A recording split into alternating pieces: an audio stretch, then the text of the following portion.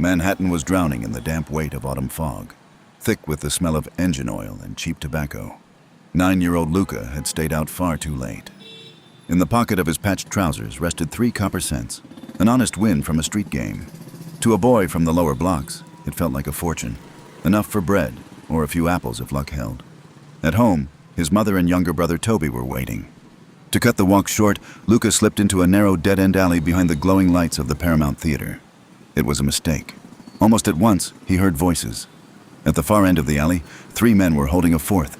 The man had been beaten badly and could barely keep himself upright. Luca froze. Driven by instinct, he ducked beneath a rusted fire escape and pressed himself into the darkness between stacks of wet wooden crates, covering his mouth to silence even his breath. Through the narrow cracks in the boards, he could see everything. The man on his knees was pleading, his breath ragged, his words stumbling over one another. One of the 3, a young man, no older than 30, dressed in an expensive coat, stepped forward with unsettling calm. The other 2 kept their grip on the victim. Without haste, the young man drew a pistol. Luca shut his eyes, but only for a moment. The gunshot tore through the silence. The body collapsed into the mud. Luca didn't get far. The cops found him immediately. A terrified, lonely Italian kid standing in the middle of something far bigger than himself. They wasted no time.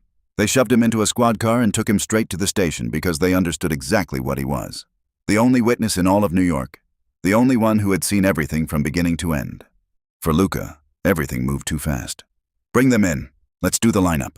Luca lifted his eyes, and he recognized him instantly. The same 30-year-old boss stood in the center of the room, dressed in a flawless dark coat, completely calm. There was no fear in him. He looked directly at Luca. The silence in the room grew so thick that even the ticking of the clock on the wall sounded heavy. Luca slowly shifted his eyes from the man to the detective, clenched his fists until his nails bit into his palms, and said firmly, "I don't know any of them. I didn't see anything in the dark." He repeated the same words over and over, never changing his face, never changing his voice. He did not give them up. By 30, he had seen hundreds of grown men break under pressure, cry, beg, and betray their own just to save themselves. But here stood a starving boy from the poorest blocks of the city, showing a kind of steel that even most men never had, a silent acceptance of the rules, a willingness to carry fear and say nothing. After that night at the station, the boss never forgot Luca. Everything happened quietly, the way real decisions were always made in their world. Food started appearing in the damp basement apartment under 42nd Street, and the landlord somehow forgot to ask for rent more than once. To Luca's mother, it felt like a miracle, but Luca already understood that in Little Italy, every miracle carried someone's will behind it. At first, they gave Luca the simplest work. He chopped ice for whiskey, cleaned ashtrays, carried tea, and delivered newspapers. To the gangsters, he was invisible, just a small kid who handed over matches on time and never asked questions. That was how his real education began. And Luca passed every lesson. The years moved on, and New York changed him with them. He grew up fast, his movements becoming sharper, his eyes colder. The fear that had once driven him under that rusted fire escape slowly burned away, leaving behind something harder, an understanding of how the city truly worked. He saw how loyalty could be bought, how fear could be sold, and how the law always stepped aside when money entered the room. By 16, Luca was no longer a boy running errands. He had become part of the system. And one rainy evening, the boss called him into his office for the first time, not for tea and not for newspapers. When the heavy oak door closed behind him, the boss stared at him in silence for a few long seconds before finally speaking. "You've already proven you know how to stay silent, Flint. Now it's time to find out if you know how to do business." Luca never became an ordinary street thug. The boss understood early that the boy's real strength was never in his fists, but in his mind, in his cold precision, his patience, and his rare ability to notice what others missed. That was why Luca was given access not to the street wars, but to the most valuable and dangerous side of the business: weapons. At first, his work was simple. He cleaned guns, took them apart, put them back together, and tested every mechanism. But it did not take long for everyone to understand that Luca had a gift. He memorized every model, every detail, every weakness of every weapon that passed through his hands. Over time, he mastered them all, from heavy military Colt 45s to Thompson submachine guns and small Browning pistols carried by killers, couriers, and men whose names never made the papers. Before long, Luca developed something close to instinct. One glance was enough for him to spot a flaw in a weapon. And sometimes a single gunshot told him everything he needed to know about the condition of the barrel and how long it had before it failed. To the mafia, that was priceless.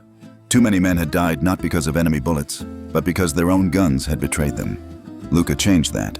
Within a few years, it was no longer just weapons passing through his hands, but entire supply lines. He dealt with corrupt quartermasters, bought military surplus, tracked down rare shipments, inspected every piece, and sold weapons to other families on terms that he controlled himself. Before long, Luca stopped being just a craftsman. He became the man through whom the entire firepower of the syndicate moved. Because of him, the family rose fast. They were no longer just another gang out of Little Italy. The syndicate now controlled a large share of the weapons flow along the East Coast, and the boss's name was spoken carefully, even by men who once thought him small. Luca became his right hand. Not the face in the streets, not the man people saw, but the shadow holding the whole machine together. And the higher their power climbed, the clearer one truth became to Luca. At the top of New York, there are no friends, only enemies waiting for your first mistake. Everything collapsed in one rainy night. The business Luca had built for years had become too valuable to be left alone. The attack was swift, so swift that the men on the pier did not even have time to understand when an ordinary night had turned into a war. Out of the fog came the cars, and behind them, men with submachine guns. They crushed the guards within minutes, turning the wet dock into a bloody slaughter.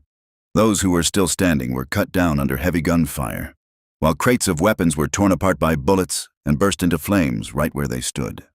The top of the syndicate was trapped on the pier with no chance of escape, and the gunfire did not stop until everything went silent. It was there, on the cold mud of the port, that the power built over years came to an end. He walked slowly, still hoping that someone might be alive. But with every step he understood that the world he had known no longer existed. The man who had once pulled him out of poverty and given him a place in the system now lay motionless, his blood running into the black water. But the enemies knew who had held the weapons flow in his hands, and for the first time in years, Luca was left alone against the entire city. After the slaughter at the port, all of New York believed Luca had died along with his boss. His name was quickly crossed out of the game, but Flint had not died. He had simply disappeared. First, Luca secretly took his mother and his brother Toby out of the city, and then he began preparing his answer. The Barucci family was already celebrating victory, having taken control of the weapons flow. Don Barucci was resting in his mansion when he was informed that the right hand of his dead rival was standing at the gates, begging for mercy. Luca played it perfectly. At the entrance, they searched him, took his coat, but left the old felt fedora in his hands. Inside the office, he spoke quietly, head lowered, assuring them that he only wanted to survive and was ready to hand over all the supply channels to the new boss. Barucci believed him. He smirked and ordered the guards to leave so they could discuss business without witnesses. That was his mistake. The moment the door closed, Luca dropped the act. The guards had searched his pockets and clothes, but they did not know that the weapons master had long ago mocked at the inner crown of his hat. With one smooth motion, he pulled out a flat-point .32 pistol from inside it. Don Barucci did not even have time to understand what was happening.